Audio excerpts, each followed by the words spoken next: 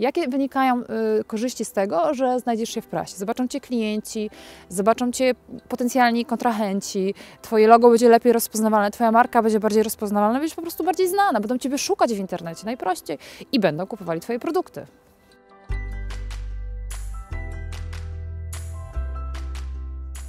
Dzisiaj kręcimy nie ekologiczny odcinek, ale odcinek, który bardzo przyda Wam się, myślę, w nawiązywaniu relacji z mediami, bo powiem Wam, jakich zasad należy się trzymać, jakimi zasadami należy się kierować, jeżeli chcecie się dostać do prasy, jeżeli chcecie zaistnieć w mediach, a wydaje mi się, że to jest dobry kierunek i trzeba wiedzieć, jakie zasady panują w tym nam nieznanym obszarze. Stworzyłam swój biznes i myślałam, że ktoś mnie zauważy, bo uważałam, że to jest fajny biznes. I jak ja to mówię, po 4 latach wyszłam z szafy i zaczęłam o sobie mówić, o tym, że stworzyłam coś fajnego, zaczęłam mówić o tym w mediach i teraz widzę dopiero, jak to działa. Dlatego polecam, nie myślcie o tym, że Was coś odkryje, musicie sami promować się, musicie o tym mówić, że jesteście fajne, że macie fajny produkt, fajną usługę, warto o nim pisać, warto o nim mówić, bo jest wyjątkowa.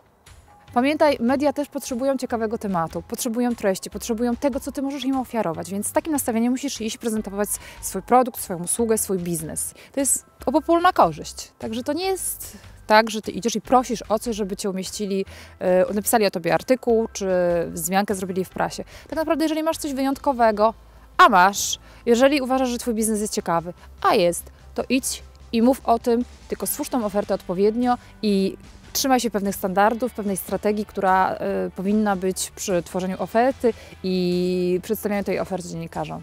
Musisz zrobić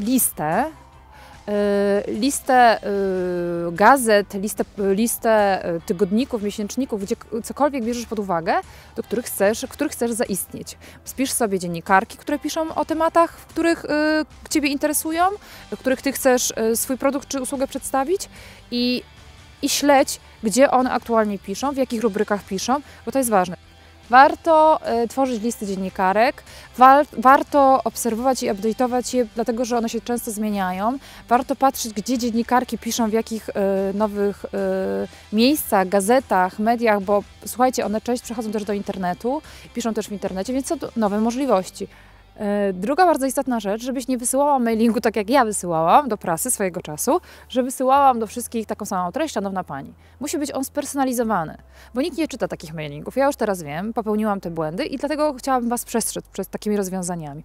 Czyli jak się przygotowałaś, zrobiłaś punkt pierwszy, zrobiłaś sobie listę adresową, wiesz do kogo piszesz, jak ma na imię, jak ma nazwisko dziennikarka, do której adresujesz tą treść, to napisz to, więcej czasu Ci to zajmie, jeżeli nie masz odpowiedniego narzędzia, natomiast ta oferta będzie bardziej dopieszczona i jest większa szansa, że ją dziennikarka przeczyta. Odczaruję Wam dziennikarki, to są fajne dziewczyny, to są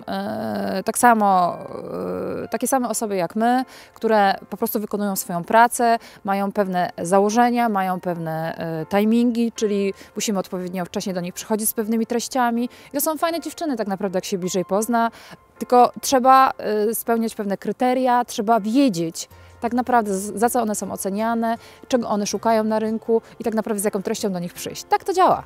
Następny punkt, który musisz wziąć pod uwagę, to jest to, o jakiej kategorii biznesu Ty piszesz. Inaczej piszesz, jeżeli piszesz o restauracjach, inaczej piszesz, jeżeli piszesz o produktach dla dzieci. Tutaj podkreślać bezpieczeństwo, oszczędność czasu, jeżeli to jest produkt skierowany do młodej matki. To są bardzo ważne rzeczy. Następną rzeczą, która musi być bardzo mocno przemyślana i skonkretyzowana, to jest treść.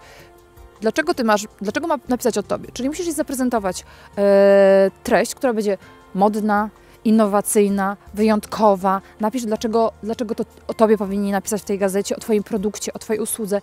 Zacznij się koncentrować na rzeczach, na których się wyróżniasz. Zacznij się koncentrować na rzeczach, które osiągnęłaś. Musisz w samych superlatywach pisać o swoim produkcie, o swojej usłudze, ale także o sobie. Nie bój się pytać też dziennikarek, czy nie możesz się spotkać z nią. Zaoferuj spotkanie,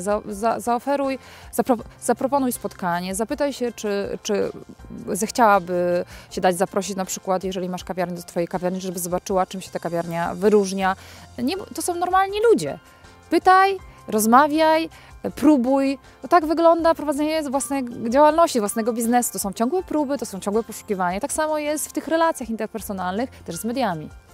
Następnym ważnym punktem naszej strategii skonstruowania odpowiedniej oferty do dziennikarzy jest konsekwencja. Jeżeli wysłałaś mailing, jeżeli wysłałaś informację i dziennikarz, dziennikarka nie odpisuje, to poproszę Cię, dzwoń.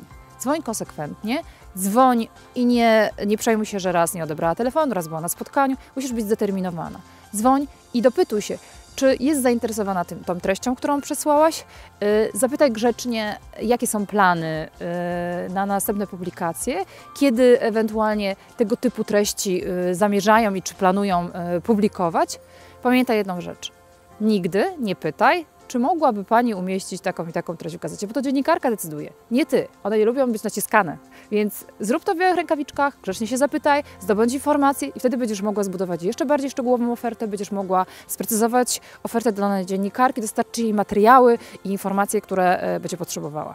Wszystkie media mają swój kalendarz i z pewnym wyprzedzeniem planują pewne publikacje i o tym musisz pamiętać. Nie przychodź na ostatnią chwilę swoją ofertą, ze swoją propozycją, bo jeżeli Twój biznes jest na przykład sezonowy i jest letni, tak jak jest mój, to ja nie mogę ze swoją ofertą, czy ze swoim produktem, czy nawet ze swoją nowością przyjść w ostatniej chwili, bo pewne tematy już są zaplanowane, już te publikacje są zaplanowane, więc potem już nic nie zrobisz. Bardzo ważną rzeczą jest, czego często jak rozpoczynamy działalność nie wiemy, bo skąd mamy wiedzieć, jest przygotowanie pewnych zdjęć, czyli w odpowiednim formacie zdjęć, które często prasa wymaga. Te szczegółowe informacje znajdziecie na końcu naszego filmu, gdzie pokażemy Wam rozpisane detale, jak to zdjęcie powinno wyglądać, jakie powinno mieć rozszerzenie i jaką formę. Ja na przykład byłam bardzo zaskoczona, że zdjęcie do niektórych gazet salonów nie powinno być z ludźmi, że powinno być zdjęcie czyste. Tak samo jest z produktami. Zdjęcie produktu, jakiegoś kosmetyku też powinno być czyste. Gazety mają swoje pewne kryteria, którymi się kierują i my możemy być często zaskoczone. Bądź otwarta też na nowe media. Patrz, co się pojawia w internecie, jakie portale powstają. Może to są kontakty z blogerkami. Wykorzystuj też narzędzia promocji, które pojawiają się nowe w internecie. Nie zamyka się tylko i nie ogranicza się do prasy drukowanej, bo nie tylko prasa drukowana już teraz mówi o biznesach, pisze ciekawe publikacje. Poza tym, zobaczcie, całe życie nasze się zaczyna przenosić do internetu i taka jest przyszłość. Więc pamiętaj o tym internecie, pamiętaj o portalach, śledź i zobacz, w jaki sposób możesz zacząć współpracować z portalami. Dzwoń i pytaj się. Jeden się zgodzi, drugi się nie zgodzi, trzeci się zgodzi na barter. To jest wszystko ilość prób, które wykonasz. Ale przygotowuj się, wyciągaj wnioski, rób to profesjonalnie. Planujcie, dobrze się przygotowujcie i nie bójcie się mediów, nie bójcie się dziennikarek. To są normalne dziewczyny, które też potrzebują pewnej treści, którą im w profesjonalny sposób dostarczymy, w profesjonalny sposób przygotujemy i w ten sposób można zacząć naprawdę dobrą współpracę z dziennikarkami, która nie będzie dla Was bardzo kosztowna, a przyniesie naprawdę korzystny efekt dla Waszego biznesu. Subskrybuj nasz kanał i polub nasz fanpage i oglądaj moje odcinki w każdą środę. Zapraszam!